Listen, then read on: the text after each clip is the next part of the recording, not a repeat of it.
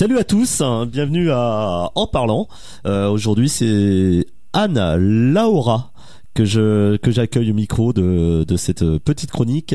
On va présenter son travail et puis également sa prochaine échéance qui sera le vendredi 22 mars où elle participera à N'oubliez pas les paroles sur France 2 à 19h15 avec Nagui. Alors Anne-Laura, bonsoir. Bonsoir Franck. Présente-nous un petit peu en quelques mots ton parcours, ta passion pour la musique, qu'est-ce que tu joues concrètement en musique et ton travail. Alors concrètement, je fais de la variété, beaucoup. Je suis chanteuse professionnelle depuis 18 ans environ. Et j'ai aussi un univers de compo, mais avec lequel je travaille moins. Qui est resté un petit peu plus en état qui dort un peu plus, mais j'ai quand même cette corde à mon arc en plus. Et alors sinon je vis essentiellement donc de variétés internationales, françaises, et avec un répertoire qui va de la fin du 19e siècle avec des très très anciens morceaux comme Froufrou ou La Petite Tonkinoise jusqu'à aujourd'hui, donc jusqu'à des morceaux de Maître Gims et Vianney ou de Kenji, des choses très très récentes, même comment il s'appelle? Maestro, là. Stromae. Stromae, ah. Et du coup, t'es accompagné d'orchestre Alors, je m'accompagne d'un orchestre très efficace, qui ne fait jamais de fausses notes et très, très peu onéreux, qui s'appelle une bande orchestre. Donc ça, c'est drôlement pratique pour ce que je fais, dans la mesure où j'anime beaucoup aussi de choses pour les personnes âgées ou les personnes en situation de handicap. Et donc, les bandes orchestres me permettent d'être totalement libre au niveau de mes mouvements, et d'aller vers les gens et d'être vraiment dans l'interaction. Donc de chanter pour les gens tout en les faisant chanter avec moi. À côté de ça, j'ai aussi ma guitare sur scène, donc que j'utilise plus ponctuellement et avec laquelle je fais des chansons un peu plus chansons françaises, Brassens, Renaud, ou un peu de folk, de la pop aussi, les Cranberries, Oasis, des choses comme ça.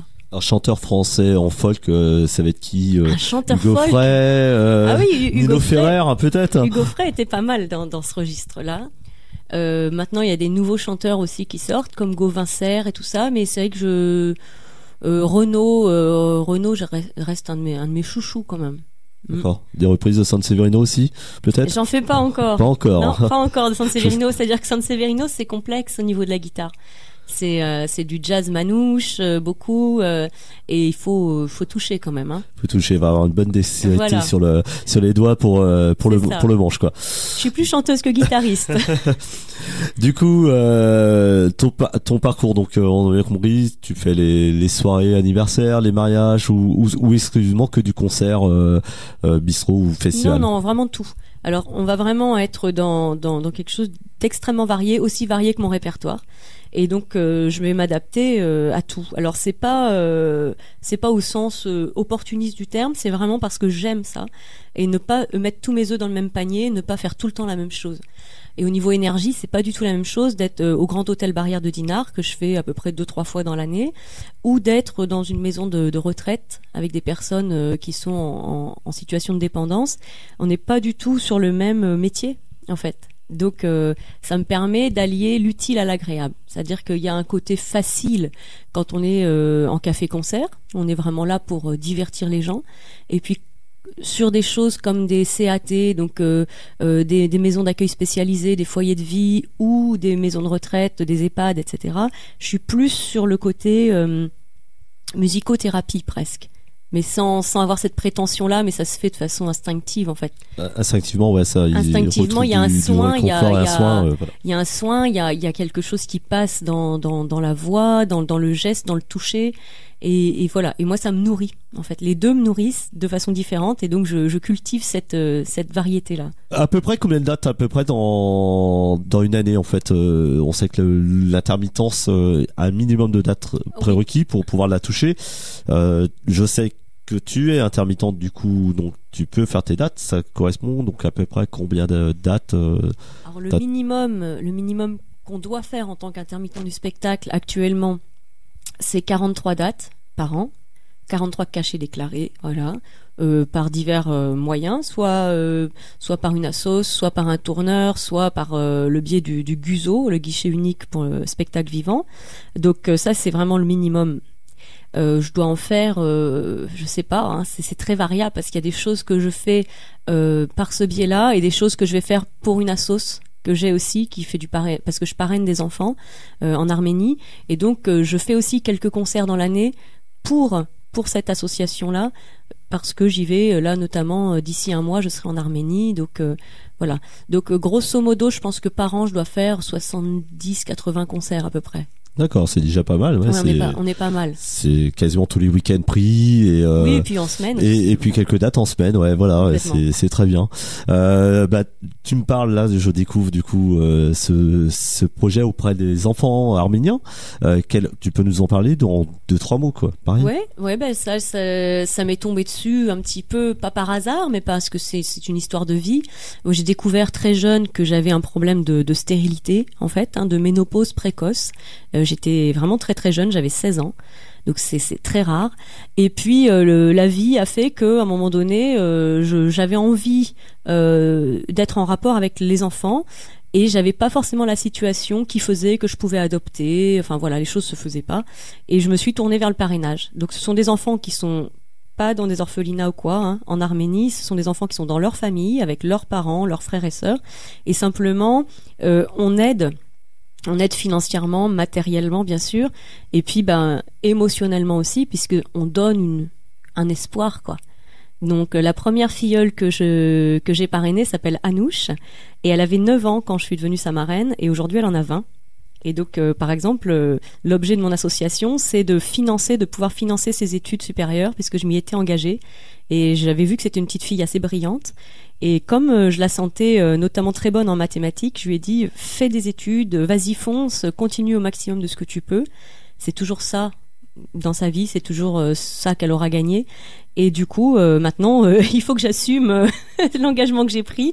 Et donc, elle doit être en 3e année là maintenant à l'université à Erevan, donc à la capitale. Et donc, je finance intégralement les frais de scolarité et puis une partie de l'hébergement. Voilà. Bravo à toi, c'est super. On va maintenant avoir le plaisir d'écouter une de tes compos. Non, une petite chanson de Renaud, puisqu'on parlait de Renaud. Une reprise. Là, une très belle reprise d'ailleurs, qui avait été diffusée. Alors ça, c'est la version Renaud que tu vas me faire. J'avais dit qu'il y a une version de Trian également sur ce thème-là, qui s'appelle Divanandour, qui est en rapport avec la mer, qui est plus proche de la réalité, de la chanson d'origine que Renaud avait également repris. Et là, ça va être la balade nord-irlandaise. Voilà. J'ai voulu planter un oranger là où la chanson n'en verra jamais, là où les arbres n'ont jamais donné des grenades dégoupillées jusqu'à des riz, ma bien-aimée. Sur mon bateau, j'ai navigué, j'ai dit aux hommes qui se battaient, je viens planter un oranger. Buvons un verre, allons pêcher. Pas une guerre ne pourra durer lorsque la bière et l'amitié et la musique nous feront chanter. Na, na, na, na, na, na, na, na.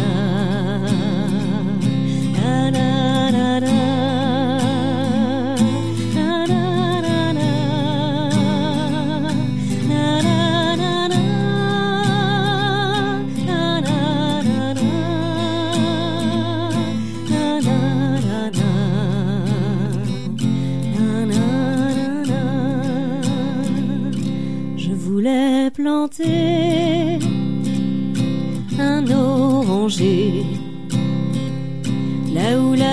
chanson, n'en verra jamais. Il a fleuri et il a donné les fruits sucrés de la liberté. Voilà, Renaud, la balade du Nord irlandais, interprétée brillamment par Anne Laura. Merci. Vendredi 22 mars, Anne Laura, on aura l'occasion de te voir, de t'entendre à la télévision sur France 2 dans l'émission de Nagui. N'oubliez pas les paroles. Comment s'est passé ce parcours entre le casting et cette date Et l'enregistrement et puis du coup la diffusion maintenant? Alors Nagui, et n'oubliez pas les paroles, ça commence à être un peu une longue histoire, puisqu'en fait je suis déjà allée dans l'émission en avril 2016, donc ça va faire 3 ans. Et j'avais été diffusée le 21 avril 2016 à l'époque, donc chose qu'on peut retrouver facilement sur YouTube par exemple pour les plus curieux. Donc là j'avais les cheveux complètement rasés et aujourd'hui ça repousse. Voilà, je précise pour les gens qui feraient pas forcément le lien. Et donc j'avais passé le casting à l'époque en novembre 2015 et j'avais été donc prise assez rapidement. En tout cas, peut-être un peu trop rapidement pour avoir le temps d'intégrer les quelques milliers de chansons qu'il faudrait maîtriser. Bon, alors j'ai vécu la chose de façon rapide et un peu un peu brutale, mais en même temps, je suis repartie de là en me disant bon, puisque j'ai une deuxième opportunité, je vais la saisir. Et donc depuis lors, j'ai travaillé beaucoup, j'ai beaucoup appris de chansons par cœur. En tout cas, j'ai essayé parce que bon, ça rentre par une oreille, parfois ça sort par l'autre, et puis la mémoire vive, c'est compliqué à gérer. C'est-à-dire que quand on est sur des centaines de chansons, eh bien, le temps qu'on en apprenne une et qu'on revienne sur la première, il s'est passé un certain temps. Donc voilà, ça a été une espèce de cycle comme ça permanent en presque 3 ans. Alors, en novembre 2017, donc il y a un peu plus d'1 an quand même, j'ai repassé le casting à Rennes. Donc ce sont des sélections qui se font en 3 étapes. Lors du casting, on est une centaine de candidats à peu près, répartis dans deux pièces, et il y a 2 casteurs par pièce. Et là, on a des séries d'épreuves, donc une partie écrite, une partie orale, je dirais un peu plus, et à l'issue de ces deux, alors à chaque fois il y a une sélection qui est faite. Et puis si on arrive jusqu'à la 3e étape, là on passe devant une petite caméra avec un des casteurs ou une des casteuses, et c'est cette vidéo qui est un petit peu dans les conditions, on va dire, de la même chanson dans l'émission, pour ceux qui regardent l'émission, où il faut chanter couplet, refrain et aller le plus loin possible dans une chanson, soit qu'on a choisi, soit qui nous est imposée. Et donc c'est cette vidéo-là qui va être décisive pour le casting vraiment, puisque ce sont les directeurs de casting, etc., qui sont à Paris, qui eux, d'après ces images-là, et le son et la façon dont on bouge, dont on parle, enfin il y a certainement beaucoup de critères. La qualité de la voix, j'imagine aussi. Certainement plein de choses, hein, le sourire, je sais pas, le naturel, enfin, et voilà, et ils nous sélectionnent ou pas. Donc c'est vrai qu'il y a des candidats qui passent le casting à de nombreuses reprises. Et pour certains, c'est plutôt une chance puisque ça leur laisse le temps de travailler, de s'entraîner. Et donc il y a des très grands maestros de l'émission qui avaient passé le casting 4-5 fois avant d'être pris. Et moi, en fait, je suis prise à chaque fois du premier coup. Alors, est-ce que ça va être plus probant cette fois-ci au niveau du résultat? Faut le souhaiter.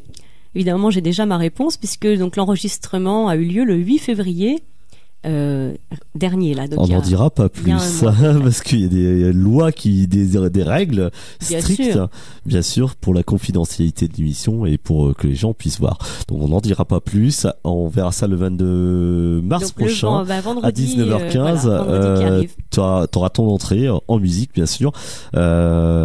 Pareil, malheureusement pour les auditeurs, on n'aura pas le droit de savoir le titre sur lequel tu rentres, je crois que c'est interdit de te le dire. Pour le suspense et pour le suspense, voilà, pour l'intérêt. Donc on verra ça le 22 mars à 19h15. Tu parlais justement donc de tout ce parcours 2016 t'avais fait. Alors, là il y a peut-être prescription, on peut peut-être parler un peu plus de 2016. Donc t'as pas gagné en 2016. Non, voilà. Je n'ai pas réussi à devenir maestro. Maestro. Et c'était Sandrine qui était là en face de moi. Qui a maintenu son poste, quoi. Et qui avait, je crois, il a fait partie des grands maestros, sinon après, non, Sandrine, non, mais elle avait quand même gagné une vingtaine de milliers d'euros quand même. Voilà, donc ce qui était déjà très bien, ouais, pas mal, ouais. C'était bien pour elle. Ça fait déjà quelques émissions, hein, parce que on rappelle que pour les auditeurs qui ne connaissent pas l'émission, c'est un grand karaoké géant avec orchestre. Et puis à la fin de l'émission, il n'en reste plus. Il y a 2 chanteurs à la base, il n'en reste plus qu'un, et celui-ci peut jouer pour gagner de l'argent. Voilà. Mais voilà, il y a différents paliers d'argent. 1000, 2000, 5000, 10 000 et 20 000. Et 20 000, voilà. Je le dis pas aussi vite que Nagui, mais. Et du coup, c'est vrai que 20 000 euros, on ne peut gagner que 1000 euros à chaque fois, par exemple, et être présent 20 fois à l'émission. Et on repart avec les voilà. On n'est pas obligé d'aller jusqu'au bout pour pouvoir gagner l'argent. Non, ça serait bien. Hein, au tout début de l'émission, c'était ça. Je crois qu'il y avait un système de qui tout double où on redescendait sur les paliers. À l'époque, quand tu étais seul. Voilà. Dans l'ancienne version. Sur l'ancienne version, il y avait un palier et on arrivait au palier qui était à 5000, je crois. On était sûr de gagner 5000 et plus on remontait, si on perdait, on redescendait à 5000. Oui. Donc c'était 2500 pour le coup, donc il y a beaucoup d'anciens candidats qui avaient gagné les 2500, qui étaient repartis avec ces 2500 euros. Voilà, et qui auraient pu gagner 100 000 à l'époque. Je crois que c'était énormément. Le plus grand champion de cette époque-là, c'est Nirina, en effet, qui doit être sur Toulouse et qui avait gagné 100 000 euros. Voilà, dans cette ancienne version, donc qui était. Et qui sera bientôt dans le coin parce qu'il vient le 9 avril à Saint-Brieuc, lui, puisqu'il est la voix française d'une animation sur le basket. D'accord, ok. Voilà. Avec le All-Star Game peut-être, exactement. ou les Globetrotters, ouais. Et les Harlem Globetrotters qui passe le 9 avril prochain à Saint-Brieuc, et donc c'est Nirina, c'est voilà. Ça va être le speaker là-bas. Le speaker, c'est lui qui avait gagné à l'époque les 100 000 euros. Eh ben en même temps, voilà, ça va être un joli petit coup de pub pour eux. Exactement, on en profite. Voilà, alors du coup, on va revenir un peu sur l'émission, sur l'émission du 22 mars. Donc, t'as déjà joué toi en 2016, t'avais déjà l'orchestre avec toi. Toi qui joues en bande son, quelle impression il y a de jouer avec des musiciens en live à la télé, qui envoient quand même du lourd parce que c'est des sacrés musiciens. Ça joue très bien. Alors après, il faut savoir qu'au niveau du son sur le plateau, on n'est pas forcément dans le même ressenti que quand on est devant la télévision. Ça résonne quand même pas mal. Et on n'a pas de retour scène, nous, au niveau de la voix. Donc ça, c'est important de le préciser, même si ça va pas changer fondamentalement les choses. Des fois, ça peut expliquer certaines petites réactions des candidats qui sont un peu déstabilisés. Bon, moi, c'est vrai que je chante sur bande orchestre, mais j'ai aussi chanté dans des formules plus orchestrées live. Donc je suis pas non plus totalement décontenancée, quoi. Pas dépaysé, pas trop traumatisé par l'exercice. Au contraire, en effet, c'est très sympa. Par contre, la chance de pouvoir chanter avec des très bons musiciens, entre la choriste de Johnny et puis le batteur de Benabar, et puis je pense notamment à un des musiciens que j'aime beaucoup, qui est François Legrand, qui est un pianiste qui est très discret dans le groupe, mais voilà, qui joue vraiment très très bien. Et donc ça, c'est. Il y a Richard également qui était à la batterie avant. Alors Richard Bertin qui était Richard, là pendant longtemps, qui est parti, qui a cédé sa place à Damien. Voilà. Mais bon, ils ont pas trop perdu au change, même si c'est vrai que moi je m'étais beaucoup attachée à l'image un peu bourrue de Richard. Mais là, le nouveau batteur qui s'appelle Damien est très très bon aussi. Hein. Voilà. Et très dynamique. Personnellement, je fais un petit clin d'œil à Magali Ripoll qui est au piano et accordéon et voix, parce que c'est une copine. Voilà. Oui, on l'embrasse, Magali. Alors voilà. Magali, c'est le personnage le plus emblématique parce qu'elle capte beaucoup, c'est normal, l'attention de par son exubérance et puis son énergie incroyable. Donc c'est vrai que Magali, je crois qu'elle est aussi importante pratiquement que Nagui. Aux yeux des téléspectateurs, il me semble, dans le retour que j'en ai, et les questions qu'on me pose, ça revient souvent sur Nagui et Magali. Et Magali, d'accord. Voilà. Et puis Fabien qui est Fabien qui est très sympa aussi, qui est très sympa et qui assure de bonnes compositions pour avec Nagui. De bonnes compositions pour les vannes, ouais. Pour les vannes, il est pas épargné. Sur l'émission propre, ça se prépare, tu le disais tout à l'heure. À peu près combien de chansons as-tu en 3 ans apprise pour espérer pouvoir faire quelque chose dans cette deuxième optimiser tes chances et espérer pouvoir passer les échelons.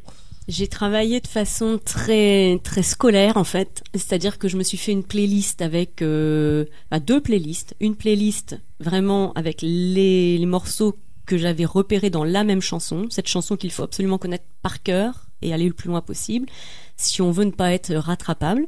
Donc j'avais cette playlist là qui elle a tourné beaucoup, qui comporte 350 chansons, et j'avais une autre playlist à côté qui était composée d'à peu près 800 chansons, donc où j'étais moins sur du par cœur absolu, mais finalement je m'autorisais pas trop non plus d'écart, parce que je me disais ça peut tomber n'importe où, hein, que ce soit dans la première partie de l'émission ou dans la dernière. Donc finalement voilà, j'ai estimé à 500 chansons mon apprentissage, mais à mon avis on est au-delà, en fait, on est bien au-delà de ça. Après, ça n'assure pas forcément de surpasser l'émotion et le stress, et puis bon, les aléas. Et puis il y a des sonorités dans certaines chansons, on entend un et à l'écoute qui n'est pas forcément un et, qui peut être un et là-dessus il joue énormément là-dessus, sur ces sonorités qui peuvent avoir une influence sur la phrase qui est prononcée, en fait, du coup. Donc là, le petit conseil, et puis ce que font beaucoup de candidats ou de futurs candidats, c'est évidemment de regarder toutes les émissions quotidiennement, soit en replay, et tout ce qu'on peut trouver sur YouTube, ou voilà, enfin je cite YouTube, je sais pas si j'ai le droit, mais voilà, sur Internet en tout cas. Ouais, ou sur Dailymotion ou sur une autre exactement, plateforme de vidéo, Internet, voilà. Enfin, essayez de regarder le maximum d'émissions, parce qu'en fait il y a des subtilités. Ils utilisent les textes déposés à la SACEM qui sont pas nécessairement les textes qu'on entend. Et donc il faut vraiment être dans l'espèce de correction, de voilà, perfectionnisme en fait, hein. Ça force à un travail très très assidu, très. Alors après, les gens le vivent, chacun le fait à sa façon. Il y en a qui vont en touriste ou qui vont vraiment pour le jeu, pour la rigolade. Moi, je suis partie, c'est vrai, sur cette deuxième fois en me disant c'est ma deuxième chance et ma dernière chance, puisque les règles jusqu'à il y a très peu de temps était celle-ci, donc 2 passages autorisés. Donc c'est vrai que j'ai donné tout ce que je pouvais, voilà, pour ne pas avoir de regrets, pour pas derrière me dire si t'avais travaillé, peut-être que voilà. Là j'ai travaillé, donc après on verra, peut-être. On verra, exactement. Peut-être. D'accord, bah merci beaucoup Anne-Laura, pardon. Et puis bah peut-être à très bientôt. En tout cas sur le vendredi 22 mars à 19h15 sur France 2 avec Nagui. Ça, c'est sûr, on te verra. Et puis peut-être pour d'autres, pour les auditeurs, pour d'autres projets et peut-être d'autres interviews pour les auditeurs, et auditrices de Radio Parole de Vie. Merci, à très bientôt, Anne-Laura. Merci Franck, merci pour ton accueil, merci à Radio Parole de Vie, et puis à bientôt. À bientôt.